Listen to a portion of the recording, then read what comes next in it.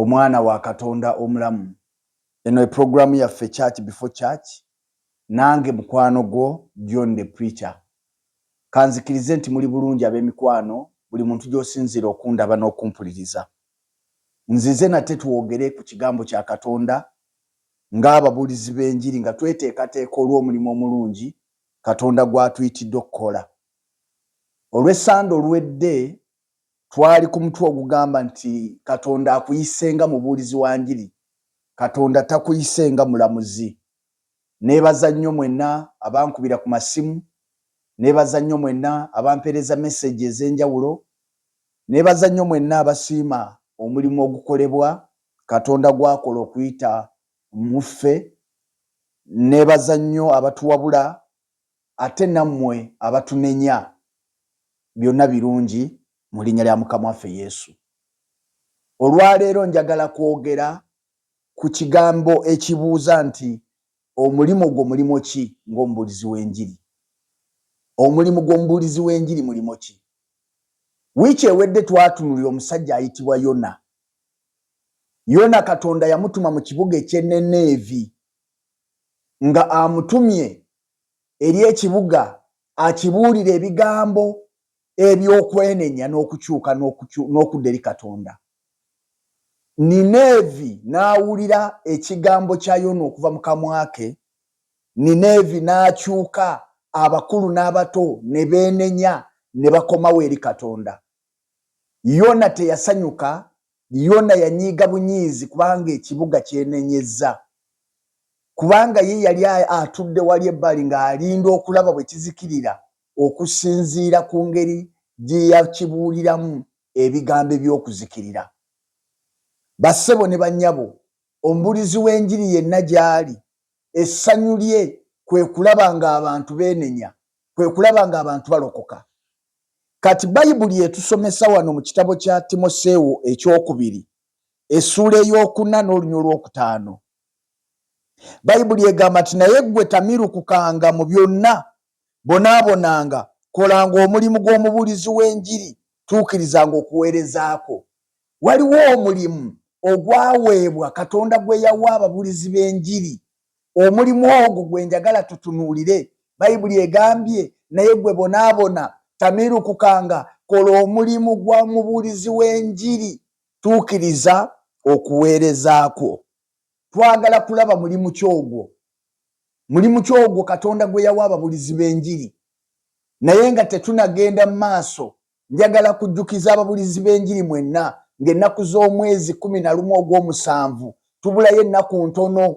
Bassebo ne bannyabo ng'ababuulizi b'enjiri ffenna abagibuulira ku street, abagibuulira mu bbaasi, ababuulira dowa to dowa, abakola ku luseedi entono n'ennene, ffenna awamu ababuulira malwaliro, mu makomera, mu masomero, tugenda kukuŋŋaana mu kiro kimu. Tukuŋŋaane mu kiro kimu nga tuzze kusaba, okwewagala, okweziŋŋanamu amaanyi, okuwa obujulizi, ffenna nga tuli wamu ng'ababuulizi b'enjiri. Katonda atuwadde omukisa, tugenda kuba n'abasajja nga bw'ogenda okubalabaawo ku posita yaffe. Katonda atuwadde omukisa okubeera nabo. Tugenda kubeera ku Christian Life Church Kigoogwa, kiri ku Bombo Road. Kigoogwa ali ku Bombo Road bw'ova e Matugga, Kigoogwa yaddako. Jangu tubeere wamu mu kiro ekyo. Tutandika essaawa 12 ez'akawungeezi. Tusule mu kiro nga tusabirawo wamu, nga tuwulira ekigambo wamu, nga tugabanira wamu mu linnya lya Mukama waffe Yesu. Katonda tagenda kutuleka kyekimu. Kaakati wuliriza, bwe tusoma mu kitabo ky'Abakolinso ekyokubiri, essuula ey'okutaano olunya olw'19, Bayibuli egamba bw'eti nti Katonda yali mu Kristo ng'atabaganya ensi wamu naye yennyini, nga tababalira byonoono byabwe, era yatuteresa ffe ekigambo eky'okutabaganya. Katonda yali mu Kristo ng'atabaganya ensi wamu naye yennyini, nga tabalira bantu byonoono byabwe. Naye Kristo bwe yali agenda n'akwata ekigambo ekyo kyennyini eky'okutabaganya n'akitukwasa ffe ababuulizi b'enjiri. Bassebo ne bannyabo, omubuulizi w'enjiri ye muntu ayimirira wakati mu luguudo n'ategeeza abantu nti eyo gye mugenda waliyo okuzikirira, naye waliwo ekkubo eddamu lye muteekeddwa okukwata. Omulimu gw'ombulizi w'enjiri kwe kutabaganya abantu ne Katonda, kwe kukomyawo abantu abaabula okubazza ku kkubo ettuufu, kwe kukyusa emitima gy'abantu abaava ku Katonda okugikomyawo eri Katonda. Naye Bayibuli egambye nti nga tukola ekyo tetuteekeddwa naffe kubalira bantu bibi byabwe. Bayibuli egambye nti nga tababalira bibi.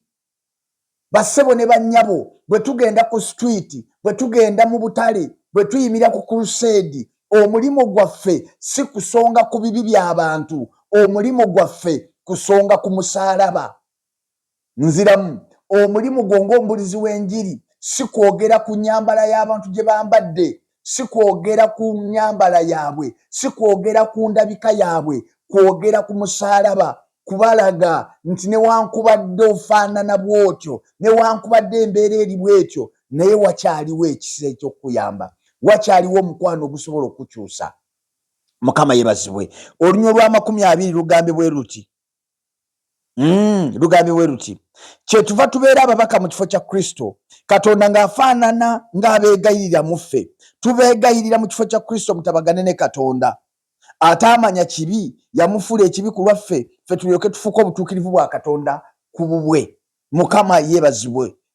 Tufuuke obutuukirivu bwa Katonda mu ye. Mukama waffe yeebazibwe. Bassebo ne bannyabo, omulimu gwo ng'omubulizi w'enjiri si kwogera ku bibi by'abantu.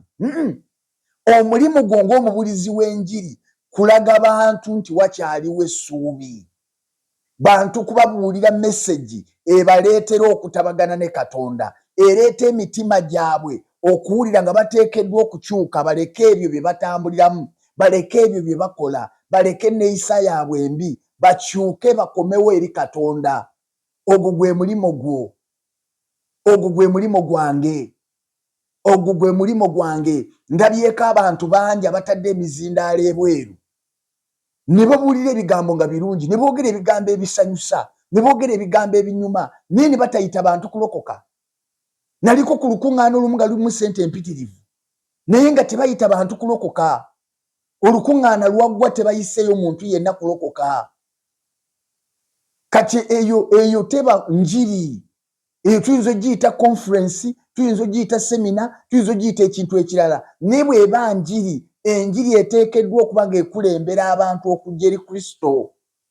Enjiri eteekeddwa okuba ng'eyita abantu okujja eri obulokozi. Enjiri eteekeddwa okuba ng'etabaganya abantu ne Katonda. Enjiri eteekeddwa okuba ng'ekyusa emitima gy'abantu okudda eri Katonda. Naye Bayibuli egambye nti Kristo, Katonda yali mu Kristo ng'atabaganya ensi naye, nga tabalira bantu bibi byabwe, byonoono byabwe.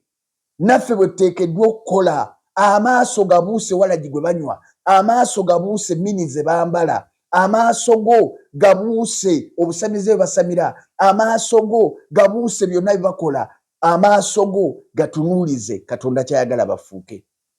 Nkwagaliza emirembe gya Katonda mu linnya lya Mukama waffe Yesu Kristo. Jangu ng'ennaku z'omwezi 11 ogw'omusanvu, ye Friday y'okubiri mwezi ogw'omusanvu. Jangu gwe wenna andaba, oba ova Masaka oba ova Ludda, jangu ekiro ekyo tekibangawo, tetubangako na kiro nga babuulizi ba njiri bagenda kukuŋŋaana boogera ebigambo nga bya njiri. Ku luno nga tozze kutoola, nga tebazze kukugamba nti kitwale, nedda. Kukitwala si kibi, naye ku luno nga bazze kukusomesa, tugenda kwewagala. Ekyuma kiwagala kiwuma kinnaakyo, bw'atyo n'omuntu bw'awagala amaaso ga mukwano gwe. Bayibuli neeyogera mu kitabo ky'Omubuulizi 10:10 nti ekyuma bwe kikoŋŋoontera akitemesa yeetaaga amaanyi mangi. Waliwo ebiseera nzikiriza we tutuuka ng'ababulizi b'enjiri n'owulya nga mu butuufu oweddemu. Ekyo kyali kimbaddeko nange.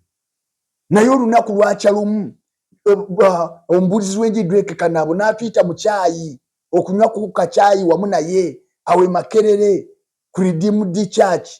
Bwe natuuka bwe nti kye nasanga ne kye nalaba nga sinawulira na message yonna, Katonda n'atandika okwogera nange okusinziira ku bantu be nalaba. Kubanga otuuka ekiseera n'owulira nga olinga asigadde omu. Ekyo kyaba ne ku Eriya, n'aga nti nze nzekka asigaddewo nga nnabbi. Katonda n'amugamba nti ayinayo akasanvu, jangu osinkane akasanvu muganda wange. wakyaliyo ababuulizi banno gwe ng'owulira ng'ali alekeddwawo toziddwamu maanyi mu kanisa toziddwamu maanyi mu musumba wo toziddwamu maanyi okyasobola okujja ne tuba nga twogera ffenna ne tuba nga tusisinkana bannaffe jangu olaba abantu ab'enjawulo otegeere nti olinayo ne baganda bo mu linnya lya Mukama waffe Yesu. Emirembe gya Katonda gibeere nammwe mbaagaliza saaviisi ennungi buli muntu gy'ogenda okuŋŋaanira mu linnya lya Mukama waffe Yesu. Mubeere bulungi mweraba.